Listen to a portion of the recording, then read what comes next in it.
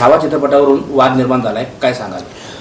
नाही, फक्त ट्रेलर पाहून नेमकं चित्रपटात काय आहे याचा पूर्ण अंदाज बांधणं कठीण आहे। त्यामुळे मला वाटतं जेवढं ट्रेलरमध्ये दृश्य पाहिलेलं आहे त्यामध्ये छत्रपती संभाजी महाराज आणि महाराणी येसूबाई साहेब या लेझीम नृत्य करताना पाहतात। हा शेवटी आपला एक पारंपरिक नृत्य प्रकार आहे। त्या प्रसंगाची नेमकी पेरणी चित्रपटात कशासाठी करण्यात आलेली, त्याचा उद्देश काय, हे चित्रपट पाहिल्याशिवाय कळणार नाही।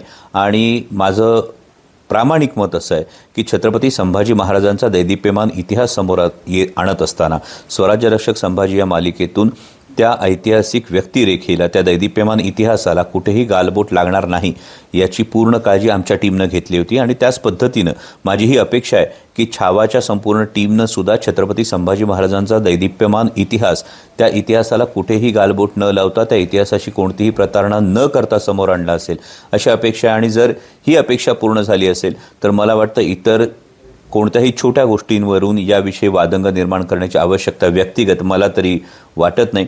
परंतु नक्कीच आपला दैदिप्यमान इतिहास हा हिंदी चित्रपटाद्वारे इतक्या मोठ्या प्रमाणावर जर देशभर आणि जगभर जात असेल आणि तो योग्य पद्धतीने जात असेल तर त्यावर आक्षेप घेण्यापेक्षा त्याला पाठिंबा देणं हे तितकंच गरजेचं आहे असं माझं प्रामाणिक मत आहे, जेणेकरून आपला इतिहास हा आणखी दिमागदार पद्धतीनं जगासमोर मांडला जाईल।